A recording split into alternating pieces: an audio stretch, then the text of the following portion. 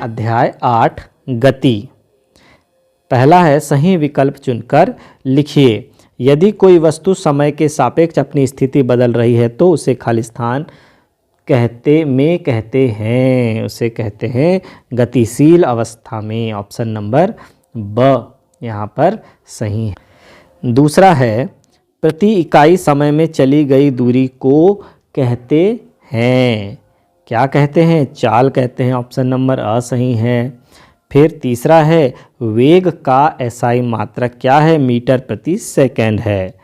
फिर रिक्त स्थानों की पूर्ति करो। प्रति इकाई समय में हुआ विस्थापन क्या कहलाता है? वेग कहलाता है, तो यहाँ जाएगा वेग। फिर प्रति इकाई समय में वेग में होने वाले परिवर्तन को हम त्वरण कहते हैं, तो त्वरण कहलाता है। फिर आया एक निश्चित दिशा में खाली स्थान को वेग कहते हैं, एक निश्चित दिशा में चाल को ही क्या कहते हैं? वेग कहते हैं। एक वाक्य में उत्तर दीजिए। आप एक वृत्ताकार मैदान के 2 चक्कर पूरे करते हैं, आपके द्वारा तय विस्थापन बताइए। विस्थापन तो 0 होगा। फिर आगे आएगा किसी वस्तु को स्थिर अवस्था में कब कहा जाता है? जबकि समय के सापेक्ष उसकी गति ना बदले, गति ना बदले, तो वह क्या कहलाएगी? स्थिर अवस्था में कहलाएगी।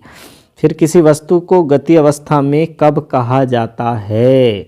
जबकि समय के सापेक्ष उसकी गति बदलती रहे। गति अवस्था में क्या कहा जाएगा? वस्तु की गति बदलती रहे, गति में बदलाव हो। किसी वस्तु को गति अवस्था में कब कहा जाता है? जबकि समय के सापेक्ष उसकी गति बदले।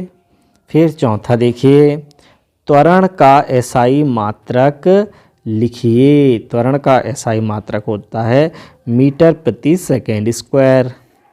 फिर आगे आ गया एक गाड़ी का ओडोमीटर क्या मापता है?